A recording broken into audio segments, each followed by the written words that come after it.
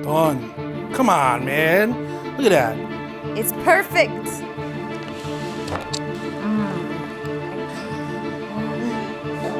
Yum. Hey guys, Alejandro Del Rivero, good friends of JP and Julia. I've been pestering them now for months since I saw one of their videos that they did that they had a shawarma machine and they were stacking it up, I think with pizzas or burgers or something on. We're bringing it back. We're using it for the right reason this time. And that's when the love affair, just sparked up again, that I really wanted to perfect my al pastor taco recipe and cook it on this vertical spit. Just to address the elephant in the room, I'm not playing a 1950s Bond villain right now. This is not a fashion statement. I actually tore my retina 2 days prior to completing this recipe. And but don't worry, I'm good now. Everything's all lasered back together. I have a gas bubble in there. Should be out within about a week.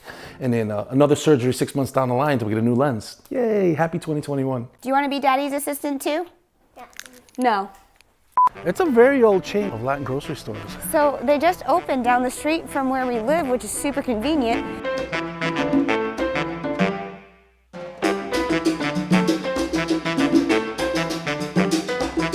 My love affair for al pastor tacos goes back decades. I was raised partially in Mexico City, and in Mexico City you get amazing al pastor tacos. And it's a very distinct flavor that not a lot of people can get right.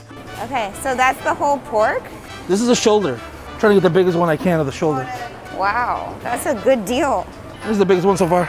All right, we got the meats. There's many different variations of the recipe. I spent hundreds of hours online trying to find the exact recipe. We've tried so many different variations, and the one that we're about to do right now is the closest that I could figure out. Everybody seemed to like it. Alejandro, what you got there? So these are sour oranges. This is called naranja agria.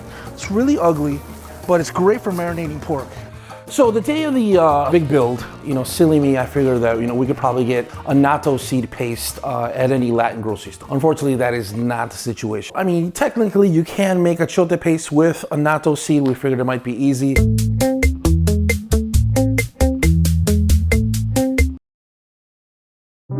We brought it back. We tried to put it in a mortar and pestle and break it down. That really didn't work too well. Man. We put it in a blender and it was still kind of chunky. And we were not happy with the way it came out. I didn't want to have anybody bite into an achiote seed. This, no bueno. So I really wanted it perfect. Me and JP went back on a mission, went to like a real Latin Mexican grocery store, and we got the bar of achiote paste, came back and started working on the recipe. And we're back with ancholito paste. We also found some chipotle peppers. Very hard to find. We're gonna put one in the recipe. For this recipe, we're gonna do 5 guajillos. Here, these are the pasilla. For a little bit of heat, a little extra heat, we're just gonna do some 5 chile de árbol.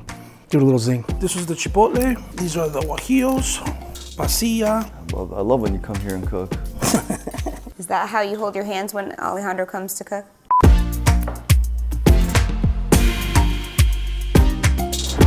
The most important ingredient was the achiote paste. Then we put in another ingredient called naranja agria. It's really good for breaking down the proteins in the pork. Apple cider vinegar. We use salt, black pepper, toasted garlic, black peppercorns, cloves, thyme. Ooh, acid. Ooh. Like that all blended together gave me like PTSD from my ghost pepper days. Oh, Carmen, run, run. Oh, my nipples hurt. Where are you going? I don't know if you're okay. Are you all right?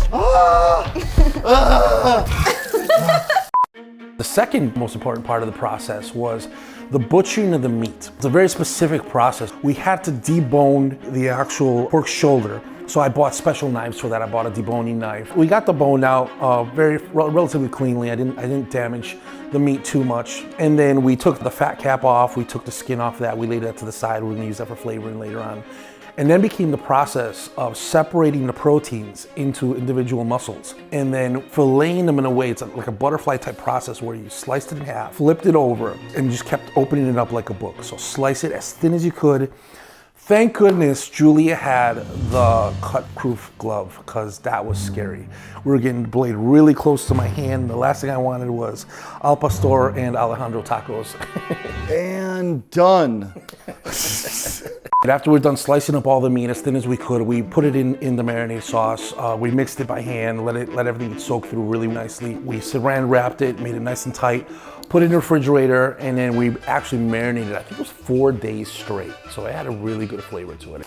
How many chili peppers? You wanna make it hot, right? Yeah. As a traditional accompaniment to any taco al pastor, you always get served in Mexico, you'll get a green salsa and a red salsa. So your red salsa is gonna be really spicy. It'll be very heavily laden, charbroiled tomatoes, garlic, chiles guajillos, and a lot of chile árbol. It'll be really, really spicy.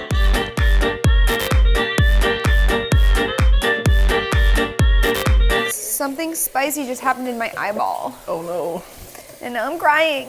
And if Alejandro wasn't this passionate, we probably would have just used onion powder. To cool that down, they'll give you a green salsa, which is very heavily influenced by avocado. So I think I used like 3 or 4 whole avocados in the green salsa. Give it a nice thick texture and a nice cooling effect to accompany the meat and the spice. After that, just a little chopped up onion, chopped up cilantro, a little spritzer of lime, just to give that extra little citrus thing. Perfect tacos al pastor. Nice.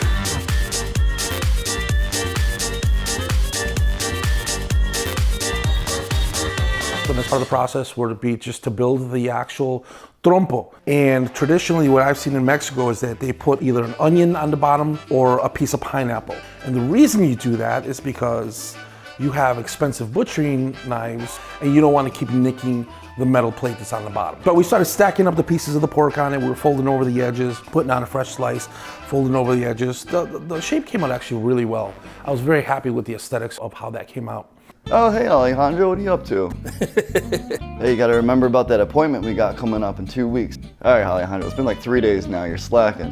You want that promotion? All right, Alejandro. You're fired. What are you doing? I'm helping. Done. Come on, man. Look at that. Now in Mexico, I told you guys they don't serve it with pineapple, but they always have a pineapple on the top because what it does is the sugars caramelize and run down the meat and keep it moist. That's beautiful. Done. There it is. Boom, boom. So the pineapple in al pastor was never meant to be chopped up, diced into the meat, have a half al pastor, half pineapple taco. That was never a thing in Mexico. Oh, suki suki. Nice. Now we wait. Definitely one of the highlights of the night was when we finally finished building the trompo and then we loaded it into the machine. We locked it in place. I mean, it looked aesthetically amazing. It looked exactly the way it should look. I couldn't have done it any better. Within 10 minutes, the aromas in the air were intoxicating. The little bits on the ends were starting to get burnt. The pineapple was starting to dry and release its juices. Those first pieces of meat that we shaved off, you could taste the pineapple dripping the juice. It was very satisfying. The smell was absolutely amazing though. The trompos in Mexico, when I would go up in hills into the mountains in Mexico, they didn't have electricity. These people cooked with hardwood charcoal, and it gives it a complete different flavor dynamic. So what we did is we went out and bought a small, shallow grill, filled it in with hardwood lump charcoal, and then we cooked some of the steaks right over that flame to see if it would get a different flavor. I kind of liked it. It gave it a nice little burnt, smoky flavor to it. You could have a vertical spit, or you could put it over a grill, chop it up, and still make a decent taco. After we shaved off the meat that we wanted to use, we did do a flash fry in the pan just to make sure everything was seared up correctly and everything was nice and toasty and cooked all the way through. Laid it into the tortilla, laid the 2 salsas on it, laid the onion, the cilantro, and the lime. Each one of us had a taco in our hand, took that first bite, home run. Yeah, it was a smash. We loved it. Everybody enjoyed it. One of the greater satisfactions I have in my life is I enjoy cooking for other people. I don't do it for money. Obviously, I don't have a restaurant. When I saw everybody at the party take a bite of their first taco and smile, it's a great sense of relief inside of that. I accomplished something. I accomplished what I was trying to do.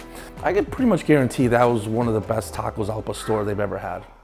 Listen, I really want to say thank you to JP and Julia for allowing me to use their vertical spit.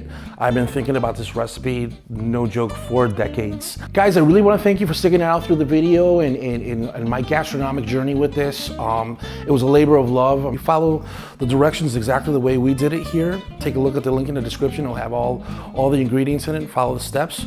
You will also enjoy some of the best al pastor tacos you've ever eaten. If you do decide to make this recipe, make sure you tag us on social media. We'd love to see your progress and see how your recipe turned out as well.